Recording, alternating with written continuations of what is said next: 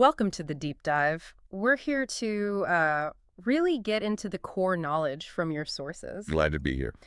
Today, we're tackling finance. It sounds big, maybe a bit dry, but it's basically the engine under the hood of modern life, right? Absolutely. I mean, at its heart, finance is the study and maybe more importantly, the management of money. Okay. It covers, banking, credit, investments, how people and companies actually get the funds they need. And it all seems to connect back to this core idea you mentioned in the prep, the time value of money. That's the bedrock. The Yeah. idea that a dollar today is worth more than a dollar tomorrow. Simple concept, huge implications. Right, because of inflation, opportunity costs, stuff like that. It affects everything from planning your retirement to how governments handle debt. Exactly. So our mission today is to kind of unpack finance, look at how these rational models for decision-making developed for individuals, companies, governments, and then explore how human psychology inevitably throws a wrench in those neat models. Yeah, that's where it gets really interesting.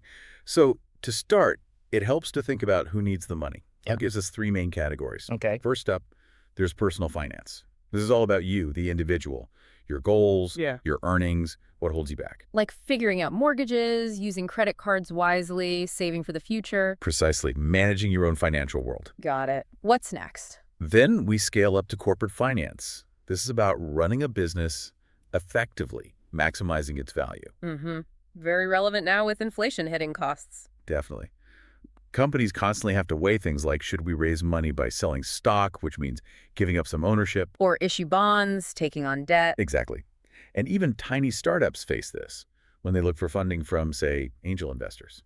Okay, so personal, corporate. Hmm. What's the third pillar? That would be public finance or the government finance, how the government manages its money. So taxes, spending, balancing budgets, issuing debt. Right. It's all part of a government's fiscal policy. Mm.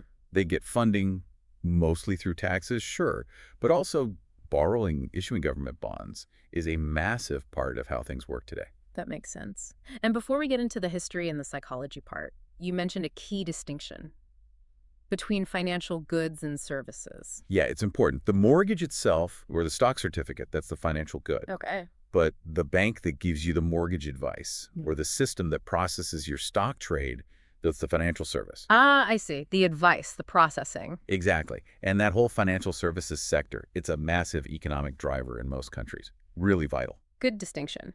So finance feels modern, but you're saying its roots go way back. Oh, way back. Ancient, really.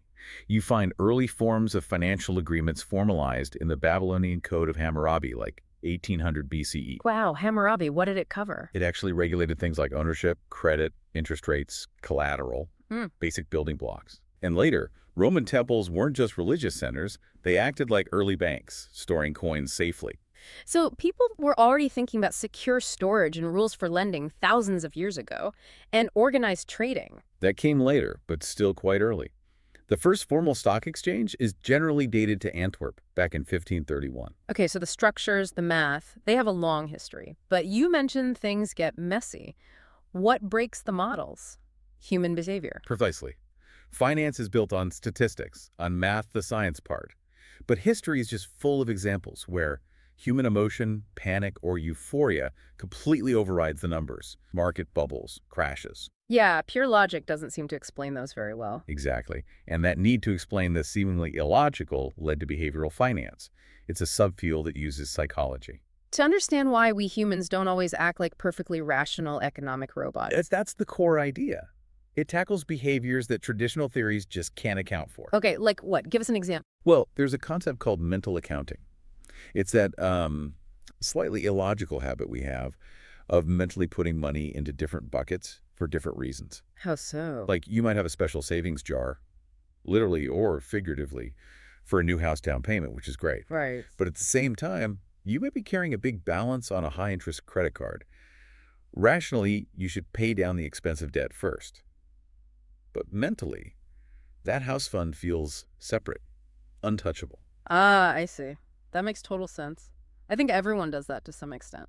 What else? Another big one is high self-rating, or just plain overconfidence. Mm. Studies show many investors think they're better than average at picking stocks or timing the market. The I know better syndrome. Pretty much. But hey. And what happens? They tend to trade much more often than less confident investors. And does it work out for them? Usually, No, they often end up with lower returns than the overall market because they trade too much, racking up costs, maybe chasing trends. They essentially let their ego chip away at their profits. Fascinating. So, wrapping this up, what's the big takeaway for someone listening? Well, finance isn't just some abstract thing for Wall Street. It's critical. It underpins the stability of your household, the growth potential of a company, how well a country is run. It touches everything. So, understanding its structures, but also its psychological quirks is really important. Definitely. And maybe a final thought to chew on. Finance really strives to be this rational science, right? Hmm. We have things like the efficient market hypothesis, this idea that prices reflect all known information instantly. Yeah, the purely logical view. But if human psychology has such a big impact, think about that overconfidence or mental accounting. How do we square that circle? Consider this. Yeah. There's even research suggesting market sentiment can be slightly swayed by something as random as sunny weather. Funny weather, real. Seems small, Yeah. but points to the same thing. How can these supposedly objective scientific models account for, well, for human moods? That's the constant tension, the art versus the science of money. Something to think about.